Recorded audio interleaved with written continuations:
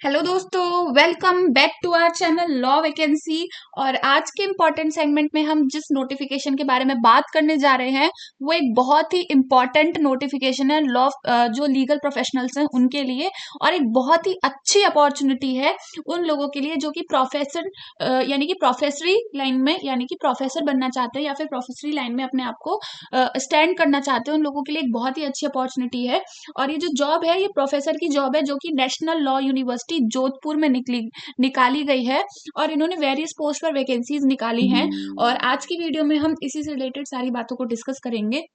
लेकिन उससे पहले मैं एक छोटा सा रिमाइंडर ये दे दूं कि अगर आप हमारे चैनल पर नए हैं और साथ ही में एक लॉ फ्रेशर हैं, एक लॉ स्टूडेंट हैं, जुडिशरी एस्पिरेंट हैं या ऑल ओवर इंडिया किसी भी तरीके से रिलेटेड हैं, तो all over India legal field से रिलेटेड जितनी भी वैकेंसीज होती हैं, चाहे वो स्टेट लेवल पे हो, सेंट्रल लेवल पे हो, या फिर किसी भी कंसल्टेंट की वैकेंसी हो या फिर कोई कॉन्ट्रेक्चुअल बेसिस की जॉब हो, तो उन सबकी इंफॉर्मेशन हमारे चैनल पर डेली बेसिस पर दी जाती है।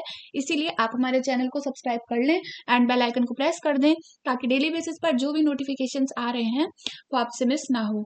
तो आइए देखते हैं कि इस नोटिफिकेशन में क्या दे रखा है। तो सबसे पहली जो जॉब है वो एसोसिएट प्रोफेसर की जॉब है, जिसमें अनरिजर्व में इन्होंने एक वैकेंसी निकाली है, ओबीसी में 3 वैकेंसी, एससी में 1 वैकेंसी, एसटी में 1 वैकेंसी, ईडब्ल्यूएस में 1 वैकेंसी। तो एसोसिएट प्रोफेसर की टोटल 7 वैकेंसी इन्होंने यहाँ पर निकाली हैं। और इसमें इन्होंने सारी आपका प्रेफरेंस जो प्रेफर्ड एरिया है वो भी लिख दिया है कि आपका इसमें प्रेफर्ड एरिया क्या है। तो अगर आपके पास कॉन्स्टिट्यूशनल लॉ में पीएचडी है, एडमिनिस्ट्रेटिव लॉ में पीएचडी है, और एडीआर में है, जूरिस्प्रूडेंस में, क्रिमिनल लॉ में, कॉर्पोरेट लॉ में, इंटेलेक्चुअल प्रॉपर्टी राइट्स में, international law, labour and industrial law, CPC, evidence law, international trade law, अगर इसमें आपकी पीएचडी है और आपके पास रेलिवेंट एक्सपीरियंस है, क्योंकि ये एसोसिएट प्रोफेसर की जॉब है, लेकिन इसमें ये चीज क्लियर नहीं कर रखी है कि आपका इसमें रेलिवेंट एक्सपीरियंस कितना मांगा गया है। तो मैं इस चीज को यहाँ पे क्लियर नहीं कर पा रही हूँ। हमें इसमें सिर्फ नंबर ऑफ वैकेंसीज पता चल पा रही है और स्पेशलाइज फील्ड जो है वो पता चल पा रहे हैं। तो ये आपके इसमें यही इन्होंने इतनी इंफॉर्मेशन दे रखी है। तो अगर मैं बताऊं तो ये आपका इसमें सारा रेलिवेंट इन्होंने मांगा है कि हाँ इस एरिया में आपकी पीएचडी होनी चाहिए। फिर उसके बाद आपकी जो एप्लीकेशन फॉर्म रहेगी, फीस मतलब फॉर्म की जो फीस रहेगी वो 1000 रुपीज रहेगी।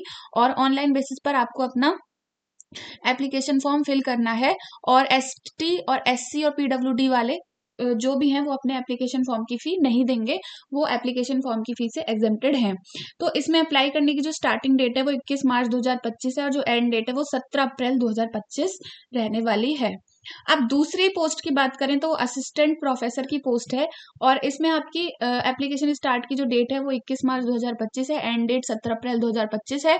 और इसमें भी आपकी अच्छी नंबर ऑफ वैकेंसीज है। असिस्टेंट प्रोफेसर के लिए ज्यादातर फ्रेशर लोग भी अप्लाई कर सकते हैं जिन्होंने नेट क्वालिफाई कर रखा हो और पीएचडी कर रखी हो अपनी। इसमें रेलिवेंट एक्सपीरियंस नहीं मांगा जाता। अब देखिए आगे इसमें कितना इन्होंने एक्सपीरियंस मांगा है वो इसमें इन्होंने क्लियर नहीं कर रखा है। आप जब फॉर्म फिल करेंगे आपको पता चल जाएगा। तो इसमें अनरिजर्व वालों के लिए 2 वैकेंसी है, ओबीसी वालों के लिए 7 वैकेंसी है, एससी वालों के लिए 2 वैकेंसी है, एसटी वालों के लिए 1 वैकेंसी है, डब्ल्यूएस वालों के लिए 2 वैकेंसी, और टोटल आपकी 14 वैकेंसी इसमें निकाली गई है। फिर इनके रेलिवेंट जो फील्ड हैं वो है constitutional law, administrative law, ADR, jurisprudence, criminal law, corporate law और IPR, international law, labour and industrial law, CPC, evidence law, international trade law. ये आपके इसमें इन्होंने रेलिवेंट फील्ड एरिया दे दिए हैं कि आपको इसी में आपकी पीएचडी होनी चाहिए। फिर आपका जो एप्लीकेशन फॉर्म भरने का इसमें जो फीस है वो 1000 रुपीज फॉर जनरल है, और S C S T PWD वालों को कोई भी एप्लीकेशन फी नहीं देनी है। अप्लाई करने की डेट मैं बता चुकी हूँ और एंड डेट आपकी 17 अप्रैल रहने वाली है।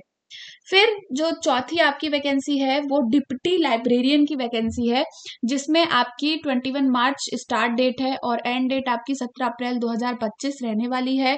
और ये आपकी डिप्टी लाइब्रेरियन की पोस्ट है। और आपका इसमें अनरिजर्व कैटेगरी का एक इसमें जॉब निकाला गया है, ओबीसी में कोई नहीं है, एससी में कोई नहीं है। टोटल अगर बात की जाए तो आपकी एक ही जॉब इसमें निकाली गई है। तो इस तरीके से आपका सारी इसमें इंपॉर्टेंट इंफॉर्मेशन इतनी ही है। Qualification, eligibility, experience, reservation and pay level will be applicable as per UGC regulation.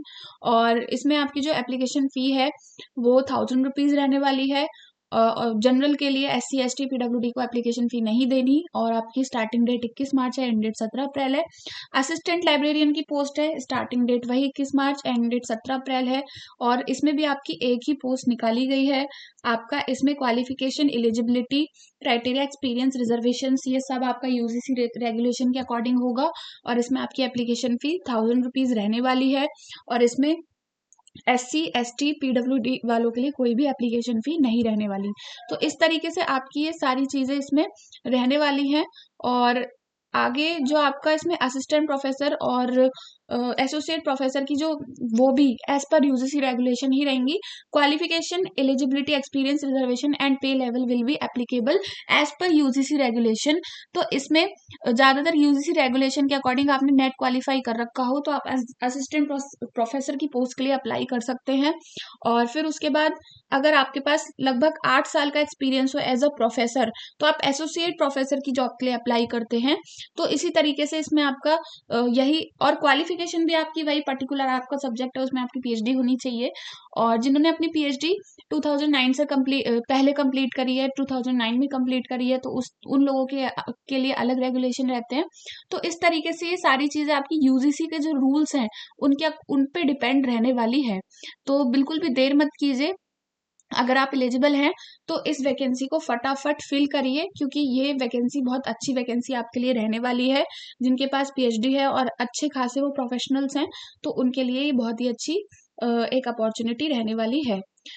तो आज की वीडियो में इतना ही and all over India legal field से रिलेटेड जितनी भी वैकेंसीज होती हैं चाहे वो स्टेट लेवल पे हो, सेंट्रल लेवल पे हो या फिर किसी PSU की वैकेंसी हो या फिर किसी कंसल्टेंट की जॉब हो या फिर किसी इंटर्नशिप का कोई नोटिस हो for the students of law, उन लोगों के लिए भी यहाँ पर लीगल अपडेट दी जाती है रेगुलर बेसिस पर।